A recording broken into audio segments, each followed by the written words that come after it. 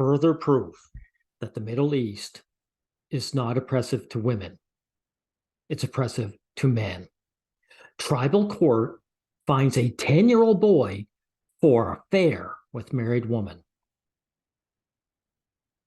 Now, why are they describing a child being molested by an adult as having an affair? I thought this is only language we use here in the West here, right? Exactly. Women are not oppressed. And this is a true case of pedophilia, by the way, everyone. Unlike here in the West, where they'll describe a man who's had sex with a 17-year-old young woman as a pedophile, this boy is prepubescent. This is a true case of it, right? And of course, this woman, by the way, wasn't stoned to death for having an extramarital affair, was she? So that is debunked now, right? And the reason why I'm bringing all this up is that when guys are attacked as a sex, instead of standing up for themselves and their gender, what they do is they try to find another group of men to put the blame on, to deflect the abuse. See, go to the Middle East. This is where the real bad guys are. Please leave me alone, ladies. See, I can't abide that cowardice. Okay? So I'm debunking this.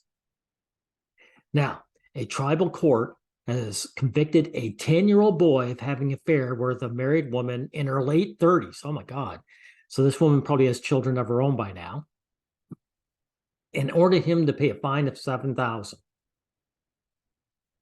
The 10-year-old was caught having an extramarital affair with a lady from another tribe. No, a grown woman was caught having sex with a child. That's what went on here, which created bad blood between the two tribes. Do you see what's going on here? The bad blood wasn't because a woman raped a child. It's because one of your men has been having sex with one of our women. This is how these guys think. What did I say in the past?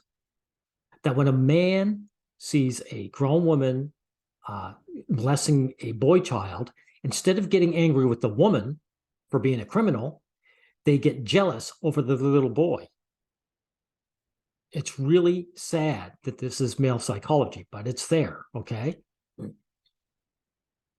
Now, the incident was later taken to a jirga. Now, a jirga is one of these tribal courts. Why did they bring it to a tribal court? Because they didn't feel like they could punish the boy but through the official legal system, right? Exactly.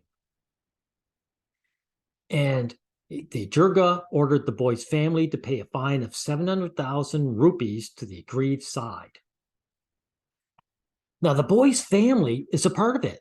The boy's family paid 50,000 up front and undertook to pay off the remaining amount within 3 months. Wow, so his father and mother didn't react by, my child was molested by a pedophile. Their attitude was, oh no, my son banged someone else's woman, and now we have to pay. It's making us look bad. Now look at the reaction of the police, the local police. The chief police officer of the district confirmed the incident, but said the tribal court's decision was illegal and was under investigation. It has come to our knowledge that the jirga was held to solve a dispute regarding an extramarital affair. Even the local police are calling this child's molestation an extramarital affair. So their reaction, they're not upset that the jirga made the wrong decision. They're upset that the jirga was stepping on their toes. You know, if anyone's going to punish this little boy for something a grown woman did, it's not going to be you backwood, jirgas. It's going to be us. It's going to be the official true police, right? Now look, under Pakistan's penal code, an adult male having sex with a female child is considered to have committed statutory rape. But a woman having sex with a boy does not come under the law. More of that woman oppressive country, right? Society, right? They're really oppressive to women there. That grown women can have sex with children and grown men can't, right? And actually, they're no different really in the West, other than making it official. Officially, here in the West, we're supposed to be the opposite, but we aren't. In practice, we behave just like Pakistan. We've had cases where grown women have raped little boys and made the little boys pay child support once they hit 18.